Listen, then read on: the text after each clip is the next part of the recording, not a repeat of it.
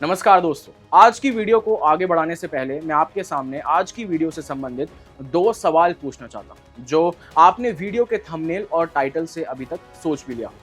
लोकसभा चुनाव 2024 के पहले चरण का मतदान अब बेहद ही करीब है, तो क्या चुनाव से पहले किए जाने वाले घोषणा पत्र में किए गए वादों को क्या सच में पूरा करती है सरकारें, या ये घोषणा पत्र सिर्फ सांकेतिक रह गए हैं? आज की वीडियो में हम इन्हीं दो प्रश्नों के इर्द गिर्द बात करेंगे।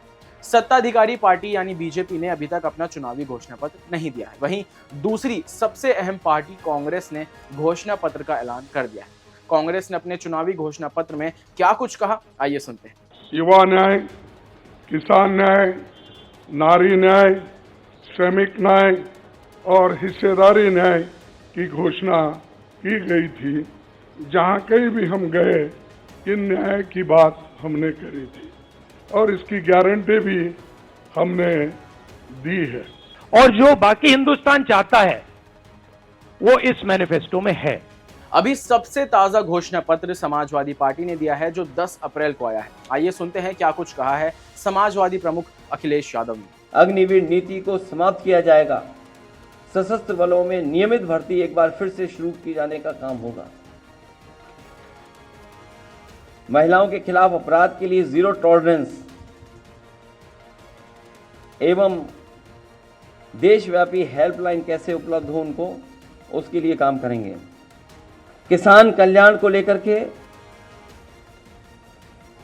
दुग्ध सहित सभी फसलों के लिए एमएसपी की गणना स्वामीनाथन फार्मूले के तहत हो। घोषणा पत्र एक तरीके से पार्टियों के वादों का दस्तावेज होता है, जो वादे जिन्हें पूरा करने के लिए पार्टियां आम जनता से वोट मांगती हैं। जहां आइडल सिचुएशन ये कहती है कि पार्टियां सिर्फ अपने वादों या फिर मुद्दों के चलते आम जनता से वोट मांगे और फिर सत्ता में आने के बाद उन वादों को पूरा करें, पर दोनों ही बातों में मोस्ट केसेस में दिखाई नहीं देता है। भाजपा का घोषणा पत्र अभी आना बाकी है, पर कांग्रेस का घोषणा पत्र आ चुका है, जहां कांग्रेस ने इस बार अपने घोषणा पत्र में युवा न्याय, किसान न्याय, सामाजिक न्याय, आर्थिक न्याय की बात करी है।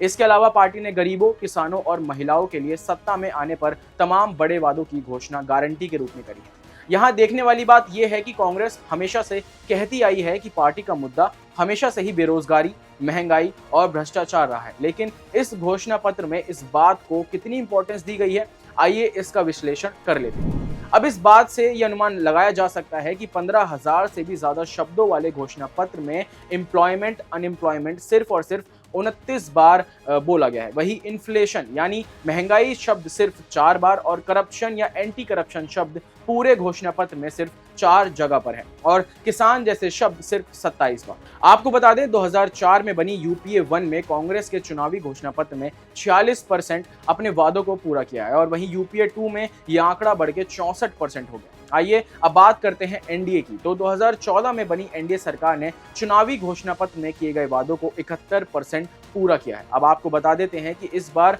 का यानी साल 2024 का भाजपा का घोषणा पत्र कुछ नए रूप में दिखेगा। बीजेपी ने अभी तक अपने घोषणा पत्र जारी नहीं किया है। यहाँ माना जा रहा है कि इस बार उनका संकल्प पत्र कुछ नए रूप में दिखेगा। इससे पहले साल 2014 और 2019 में किए वादों को बीजेपी ने लगभग पूरा कर दिया है, और इस बार के चुनावी घोषणा पत्र में साल 2047 तक विकसित भारत के संकल्प को भी प्रदर्शित करती नजर आएगी।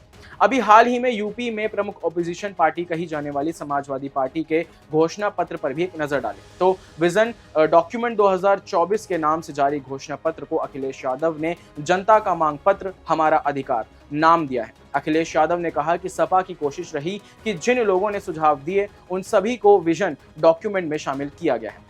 सपा ने अपने घोषणा पत्र में बेरोजगारी और पेपर लीक जैसे मुद्दों को भी उठाया है, और गरीबों, किसानों, एमएसपी, महिलाओं और आरक्षण पर भी बात करी है। इस वीडियो के शुरू में हमने आपसे 2 सवाल पूछे थे कि क्या चुनाव से पहले किए जाने वाले घोषणा पत्र में किए गए वादों को क्या सच में सरकारें पूरा करती हैं, या ये घोषणा पत्र सिर्फ सांकेतिक रह गए हैं? आपका क्या मानना है इस बारे में हमें कमेंट करके जरूर बताएं। अभी के लिए फिलहाल बस इतना ही।